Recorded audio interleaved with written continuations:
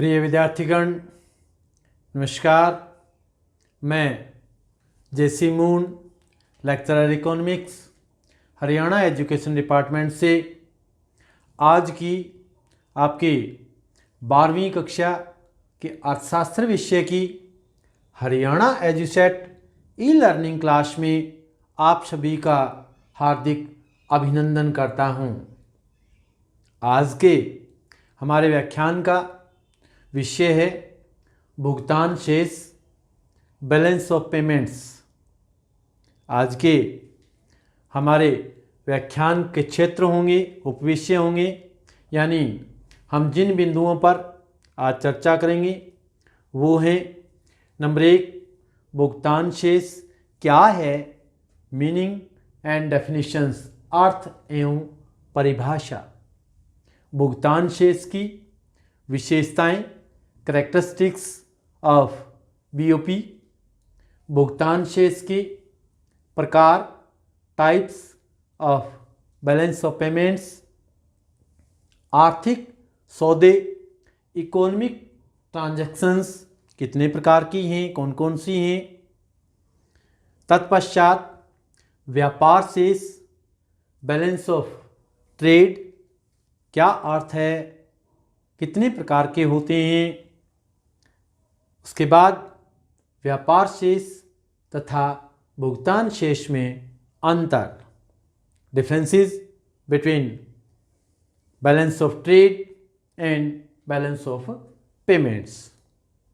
तो चलिए शुरू करते हैं। डियर स्टूडेंट्स, भुगतान शेष क्या है, balance of payments, what is balance of payments.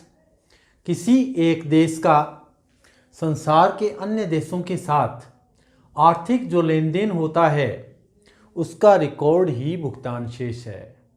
इस बात का आपको पता है कि प्रत्येक देश को संसार के अन्य देशों के साथ आर्थिक लेन देन करना पड़ता है, जिनके फलस्वरूप उसे अन्य देशों को भुगतान करना पड़ता है और कुछ प्राप्तियां प्राप्त होती हैं। इन प्राप्तियों और भुगतानों का विवरण पत्र ही भुगतान शेष है। किंडलबर्गर महोदय के शब्दों में अगर हम बात करें तो जैसा कि आपको ग्रीन बोर्ड पे दिखाई दे रहा है, एक देश का भुगतान शेष उस देश के निवासियों तथा विदेशियों सभी द्वारा किए गए सभी आर्थिक सौदों का क्रमबद्ध लेखा ही भुगतान शेष है। एक अन्य अर्थशास्त्री जेम्स ओ इनग्राम के अनुसार भुगतान शेष उन सभी आर्थिक सौदों का संक्षिप्त लेखा है जो एक देश के निवासियों तथा शेष संसार के मध्य एक निश्चित समय में किया जाता है। इन परिभाषाओं से हम संक्षेप में ये कह सकते हैं कि एक निश्चित अवधि में किए गए एक देश का विश्व के अन्य देशों के साथ सभी प्रकार के आर्थिक लेन देन का समुचित रिकॉर्ड ही भुगतान शेष कहलाता है। भुगतान शेष की विशेषताओं के बारे में अगर हम बात करें तो कहने का मतलब क्रमबद्ध लेखा है। यह भुगतान शेष एक क्रमबद्ध लेखा रिकॉर्ड है, सिस्टेमेटिक रिकॉर्ड है। ये आदान और प्रदान का, लेन देन का, दोनों का एक निश्चित समय में किया जाता है। एक निश्चित समय अवधि होती है, निश्चित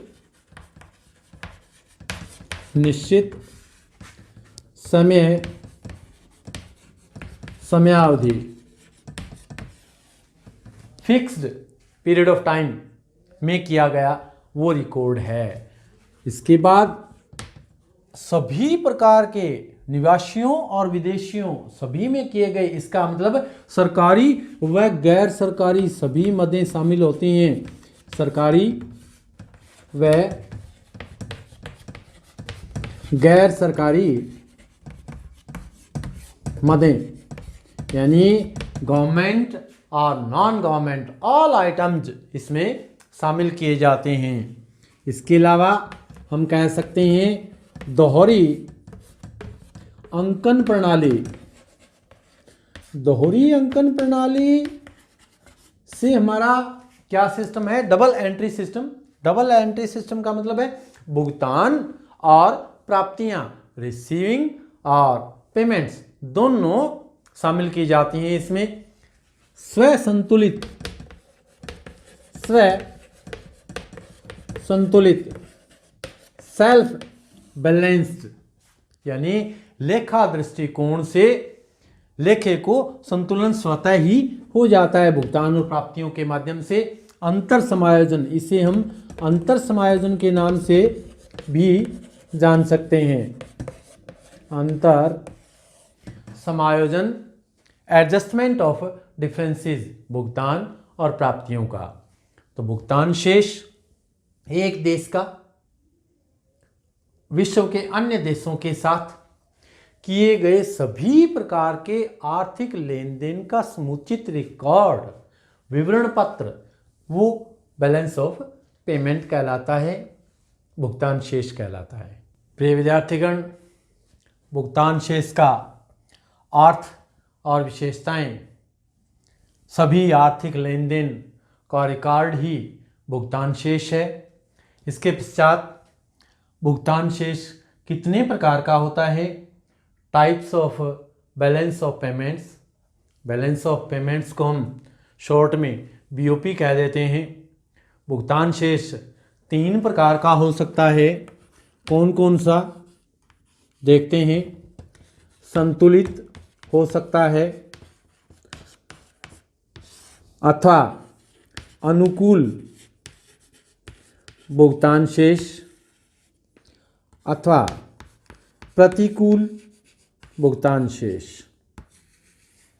कैसे? सबसे पहले बात करते हैं संतुलित भुगतान शेष की, बैलेंस्ड बीओपी। जब किसी देश की कुल प्राप्तियां या निर्यात तथा कुल देनदारियां या आयात दोनों बराबर होते हैं तो भुगतान संतुलन संतुलित होता है, या जिसे हम कहें balance of payment is equal to R minus P is equal to 0। ऐसी स्थिति को हम संतुलित भुगतान शेष कहते हैं। 2 नंबर अनुकूल भुगतान शेष, या जिसे हम बचत का भुगतान शेष भी कहते हैं, इन इंग्लिश फेवरेबल और surplus BOP, balance of payments.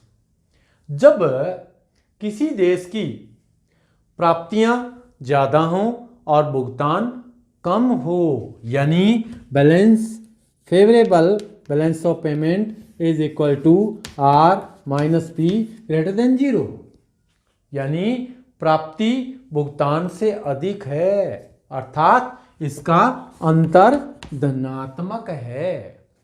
यानी दूसरे शब्दों में, जब किसी देश की प्राप्तियों तथा भुगतान को बराबर करने के लिए देश में सोने की प्राप्ति होती है या अल्पकालीन ऋण देना पड़ता है क्योंकि फालतू है उस देश के पास, तो भुगतान से प्राप्तियां अधिक होती हैं तथा भुगतान शेष अनुकूल होता है। तत्पश्चात प्रतिकूल भुगतान शेष, या इसे हम घाटे का भुगतान शेष भी कहते हैं, इन इंग्लिश अनफेवरेबल और डेफिसिट बीओपी।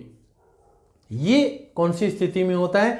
जब भुगतान ज़्यादा करना होता है जबकि प्राप्तियां कम होती हैं। कहने का मतलब balance of payment unfavourable is equal to R minus P greater than 0। ऐसी अवस्था में प्राप्ति भुगतान से कम है, इसका मतलब इनका अंतर ऋणात्मक है। या दूसरे शब्दों में अगर हम बात करें तो भुगतान शेष तब घाटे का सौदा होता है जब किसी देश को अपनी प्राप्ति तथा भुगतान दोनों को बराबर करने के लिए सोना, स्वर्ण, गोल्ड देना पड़ता है या अल्पकालीन ऋण लेने पड़ते हैं। ऐसी अवस्था में प्रतिकूल भुगतान शेष होता है। संक्षेप में, यदि भुगतान शेष की देनदारी को पूरा करने के लिए देनदारी बनती है, उस देनदारी को पूरा करने के लिए विदेशों को सोना देना पड़ता है या ऐसी अवस्था में हम अल्पकालीन कर्जे लेने पड़ते हैं, तो भुगतान शेष प्रतिकूल होगा। इसके विपरीत यदि लेनदारी को पूरा करने के लिए विदेशों से सोना प्राप्त होता है या विदेशों को अल्पकालीन कर्जे देने पड़ते हैं, तो भुगतान शेष अनुकूल फेवरेबल माना जाएगा। तो ये 3 प्रकार के भुगतान शेष हो सकते हैं: संतुलित, अनुकूल और प्रतिकूल। प्रिय विद्यार्थीगण, जैसा कि हमने भुगतान शेष का अर्थ, विशेषताएं, प्रकार करने के पश्चात हमने भुगतान शेष के बारे में बात की थी। सभी आर्थिक लेन देन का रिकॉर्ड, यानी सभी प्रकार के आर्थिक सौदे, इकोनॉमिक ट्रांजैक्शन। ये आर्थिक सौदे होते कौन से हैं? Economic transaction in BOP. किसी देश को प्राय 3 प्रकार की मदों में दूसरे देशों से व्यवहार करना पड़ता है, लेन देन करना पड़ता है। ये 3 प्रकार की होती हैं आइटम्स, मदें, जिन्हें हम नंबर 1 दृश्य मदें,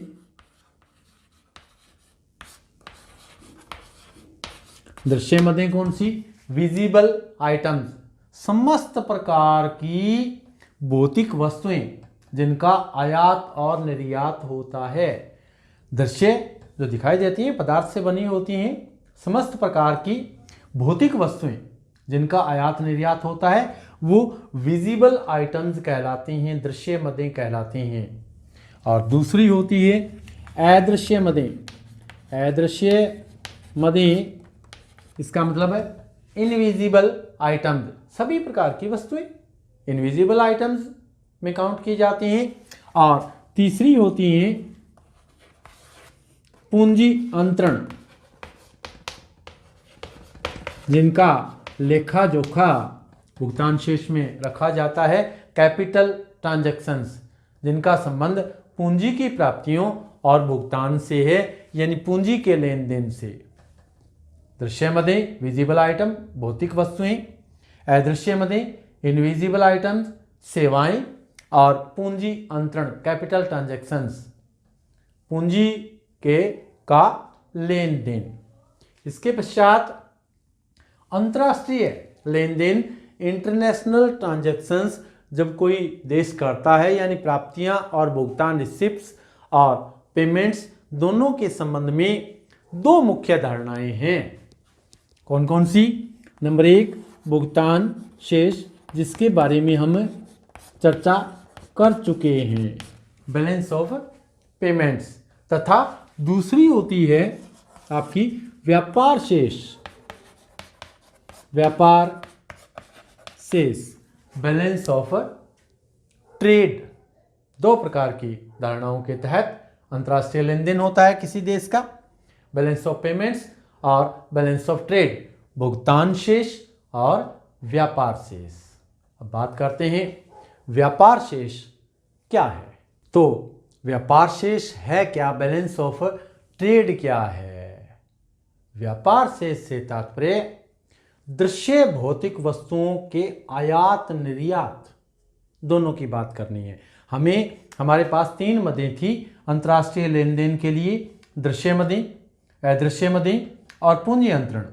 हमें सिर्फ दृश्य मदों के बारे में बात की जाती है व्यापार शेष के अंतर्गत, जबकि भुगतान शेष में तीनों मदें शामिल होती हैं, यानी भौतिक वस्तुओं के आयात निर्यात मूल्यों के अंतर शेष को, बैलेंस ऑफ डिफरेंस को व्यापार शेष कहा जाता है। व्यापार शेष धनात्मक या ऋणात्मक के निर्धारण में, अगर उससे हमें बैलेंस करना है तो सिर्फ और सिर्फ दृश्य मदों पर ही विचार किया जाता है, अदृश्य मदों और पूंजी अंतरण पर कोई विचार नहीं किया जाता।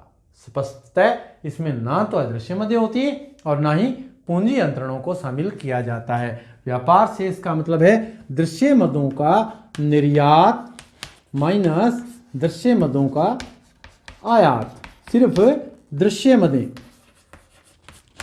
वह हमारा व्यापार शेष कहलाता है। वस्तुओं का बंदरगाहों इत्यादि पे जो भी हिसाब किताब रखा जाता है वो आयात निर्यात की उन्हें दृश्य मदें कहा जाता है। जिस प्रकार से भुगतान शेष 3 प्रकार का था, उसी प्रकार व्यापार शेष भी 3 प्रकार का होता है। अनुकूल,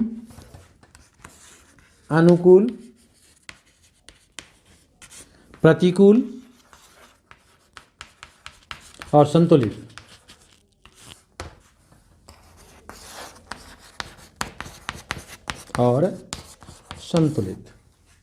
अनुकूल व्यापार शेष हम किसे कहेंगे?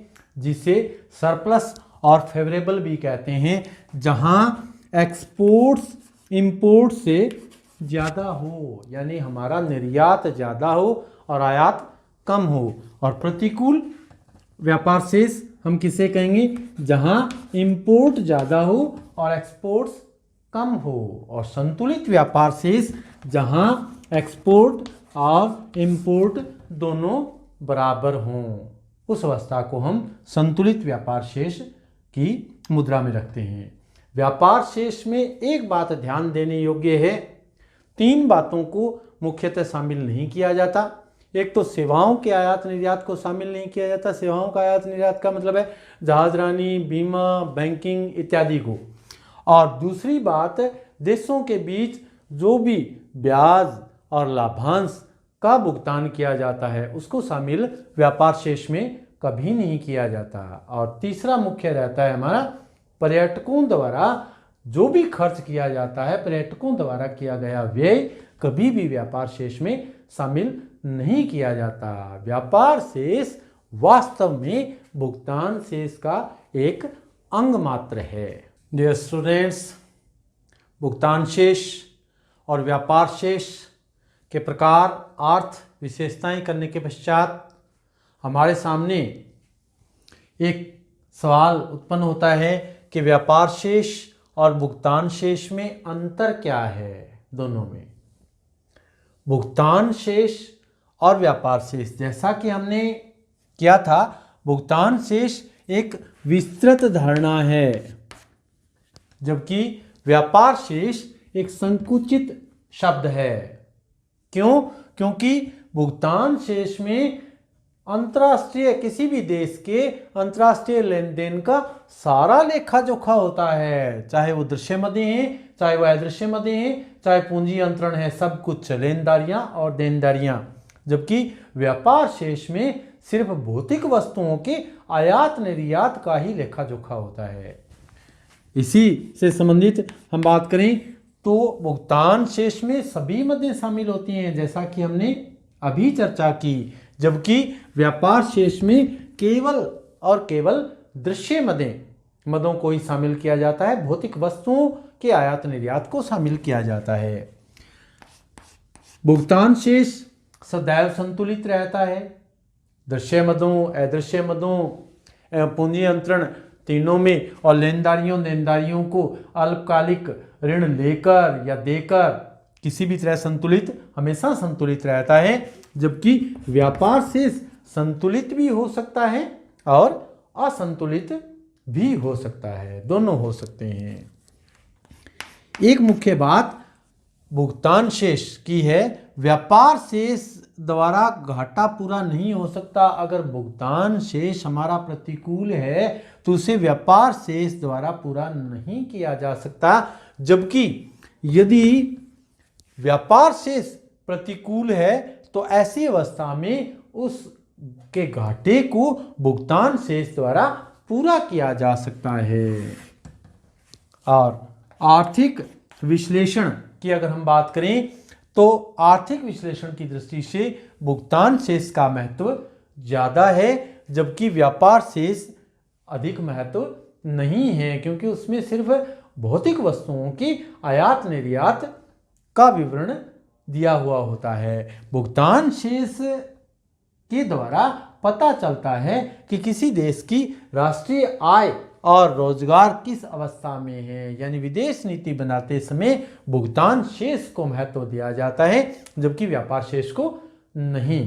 तो ये हमारा भुगतान शेष और व्यापार शेष का अंतर था। आज के अध्याय को सारांश के रूप में हमने बात की थी भुगतान शेष किसे कहते हैं।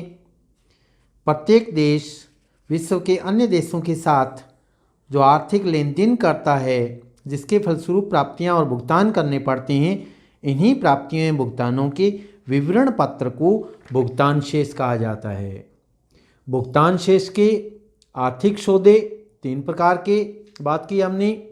दृश्य मदें, विजिबल आइटम्स, भौतिक वस्तुओं को शामिल किया जाता है इनमें। अदृश्य मदें, इनविजिबल आइटम्स, सभी प्रकार की सेवाएं, जहाजरानी, बैंकिंग इत्यादि। और तीसरा हमारा था पूंजी अंतरण, कैपिटल ट्रांसफर्स, पूंजी के लेन देन से हमारा अभिप्राय था। आर्थिक लेन देन से क्या अभिप्राय है? इकोनॉमिक ट्रांजैक्शंस, वे लेन देन जिनके कारण मूल्य का हस्तांतरण होता है। विदेशी लेन देन के संदर्भ में एक देश के निवासियों द्वारा दूसरे देश के निवासियों को मूल्य का जो हस्तांतरण होता है उसे आर्थिक लेन देन के नाम से जाना जाता है। भुगतान शेष के प्रकार। भुगतान शेष 3 प्रकार का हो सकता है। संतुलित भुगतान शेष, बैलेंस्ड बीओपी, जिसमें कुल प्राप्तियां और कुल देनदारियां दोनों बराबर होते हैं, निर्यात एवं आयात। B balance of payment is equal to receipt and minus payments is equal to 0। अनुकूल या बचत का भुगतान शेष, फेवरेबल और सरप्लस बीओपी, जिसमें प्राप्तियां ज़्यादा होती हैं और भुगतान कम होते हैं। B F is equal to R minus P greater than 0, यानी प्राप्ति भुगतान से अधिक है, अर्थात इसका अंतर धनात्मक है।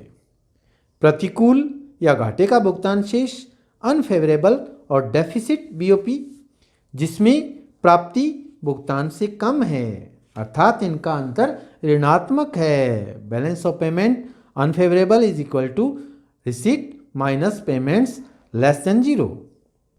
इसके पश्चात हमने अंतर्राष्ट्रीय लेन देन यानी प्राप्तियों व भुगतानों के संबंध में 2 मुख्य धारणाओं की बात की थी। व्यापार शेष, बैलेंस ऑफ ट्रेड, और भुगतान शेष, बैलेंस ऑफ पेमेंट्स। व्यापार शेष से तात्पर्य दृश्य भौतिक वस्तुओं के आयात निर्यात मूल्यों के कुल अंतर शेष से है, यानी दृश्य मदों का निर्यात माइनस दृश्य मदों का आयात। व्यापार शेष में किन्हें शामिल नहीं किया जाता? सेवाओं के आयात निर्यात को, जैसे जहाजरानी, बीमा, बैंकिंग इत्यादि। देशों के बीच ब्याज तथा लाभांश के भुगतान को, पर्यटकों द्वारा व्यय को। और अंत में हमने बात की थी व्यापार शेष तथा भुगतान शेष में अंतर। भुगतान शेष एक विस्तृत शब्द है, इसके अंतर्गत व्यापार शेष भी शामिल होता है। अतः व्यापार शेष अपेक्षाकृत एक संकुचित धारणा है, ये भुगतान शेष का ही एक अंग होता है। व्यापार शेष में केवल वस्तुओं या दृश्य मदों के आयात और निर्यात को शामिल किया जाता है। इसके विपरीत भुगतान शेष में सभी प्रकार की मदों अर्थात वस्तुओं, सेवाओं, पूंजी, दृश्य, अदृश्य, पूंजी अंतरण सभी को शामिल किया जाता है। किसी देश का व्यापार शेष संतुलित या असंतुलित हो सकता है, किंतु भुगतान शेष सदैव संतुलित होता है। व्यापार शेष के प्रतिकूल होने पर उसके घाटे को भुगतान शेष द्वारा पूरा किया जा सकता है, परंतु भुगतान शेष के घाटे को व्यापार शेष द्वारा पूरा नहीं किया जा सकता। आर्थिक विश्लेषण की दृष्टि से व्यापार शेष की तुलना में भुगतान शेष का अधिक महत्व है।